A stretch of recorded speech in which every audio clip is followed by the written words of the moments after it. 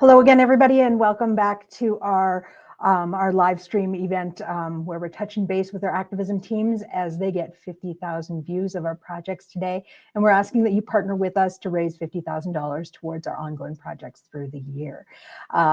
We've got some great, exciting activity happening on the streets today. And right now we have a choice chain happening in Winnipeg with our Winnipeg team. So they are on the ground there. They're unable to join me right now for a chat here, but they are active and on the ground, and we have our trucks on the ground, and our teams are kind of in transition right now. So we have Jer and Vanessa who are swapping out drivers. Vanessa has been driving for the bulk of the day so far, and you've met Jer on the street earlier as he was doing some postcarding with the team. And yeah, so how's it been going out there? Good. Yeah, it's a good morning. Drove through a bunch of the downtown and through different areas around the GTA. Yep, it's going well. Good. Does Jer have something to share with us? Yeah, well, I drive here and keep my eyes on the road.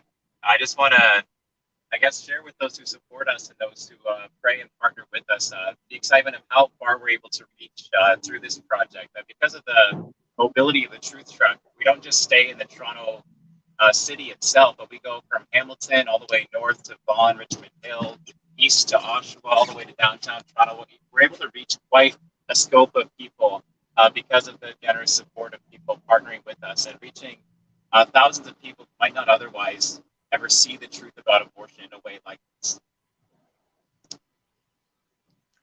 Fantastic. Thank you so much. And Jer heads up our internships in the East. And so he's been hard at work through the summer doing that. And now he's getting some hours in on the road, driving the truck and joining the activism team. So again, thank you both for all your work today, and we'll see more of you through the day. Thank you so much. Our pleasure. Yeah. And now we are joined by our communications director, Jonathon van Maren. He is going to share a little bit more about the effectiveness of our projects. So I'll throw it over to you, Jonathon. Yeah, I just kind of wanted to explain how CCBR determines the effectiveness of our projects, because a lot of people will ask about the use of abortion victim photography on the trucks, on the signs, on the postcards, and kind of wonder, okay, maybe the history of social reform indicates that this tactic has been successful. How do you know it's actually working now? When you get a certain number of views each day, how are you certain that you're having an impact? And one of the things that CCBR committed to right at the outset of developing our national strategy is to actually hire polling companies, the same companies used by Canadian politicians and other major organizations, to determine the impact of our projects. So you just saw some of our pro-life activists in the truck. We have poll tested the truck, specifically in the Hamilton Mountain riding in Toronto, or not in Toronto, sorry, in Hamilton. We've also done polling after we dropped off postcards. We did the most recent huge poll after 1 million postcards were delivered in 2015.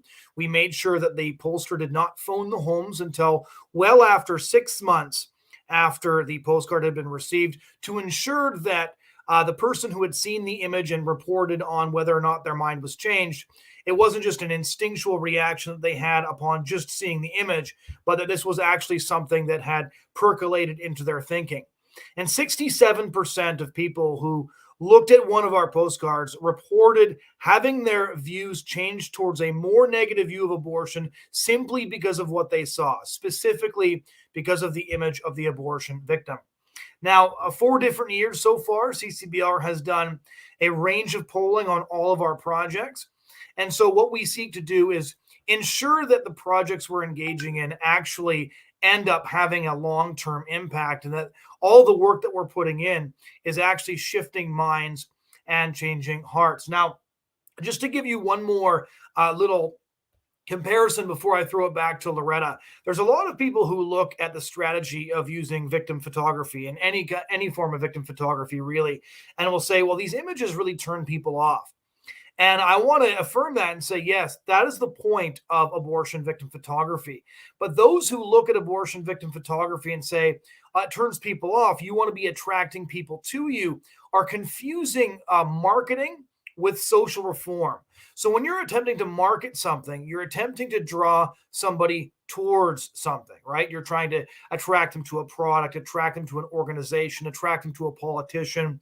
And so, of course, you want to put out imagery, put out an advertisement that really is attractive to those who are looking at it. In the context of social reform, however, you're actually attempting to repel somebody from something. And so with Holocaust awareness education, you see that horrifying imagery of victims of the Holocaust are used because the intent of that imagery is to repel people from what they see, so that they actually see the injustice for what it actually is, so that they are horrified by it. The same thing was true, of course, with the anti-slavery movement, with the child labor movement, even with the civil rights movement. All these movements did not operate on marketing principles. They weren't trying to attract people to something. They were raising awareness by repelling people away from something. And this is precisely what CCBR does as well, with the use of abortion victim photography in our various projects. And I remember getting a message once from an abortion activist from Atlanta, Canada, who said, "I hate your images because they turn people off of abortion."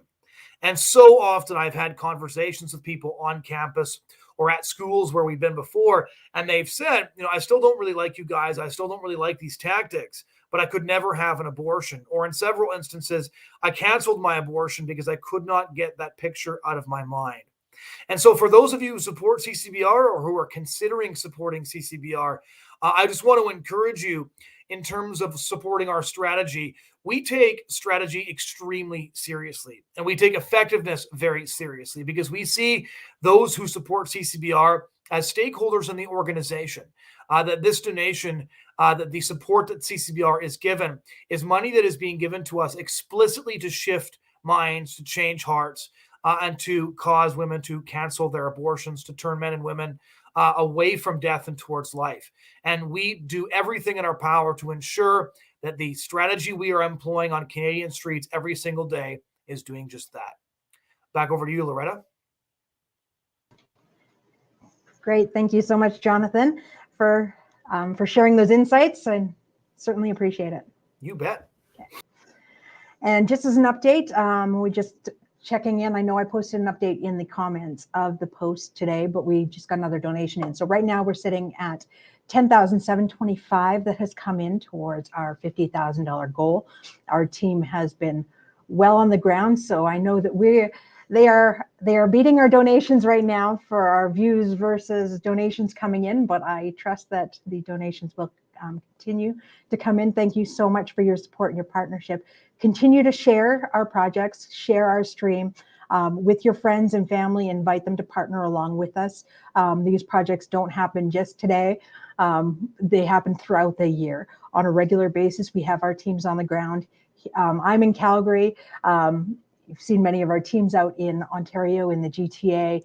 We have our staff in Vancouver and in Winnipeg, as well as we have partnerships with many groups across the country.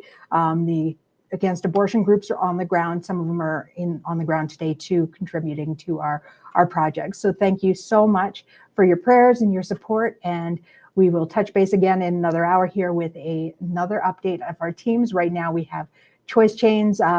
One is just undergoing. You saw Vanessa is actually switching from the truck to join a choice chain right now, because that's starting in Toronto. And then as well, we have another choice chain starting up here in Calgary right away as well. So we look forward to hearing from those teams in the next hour. Thank you so much for your support.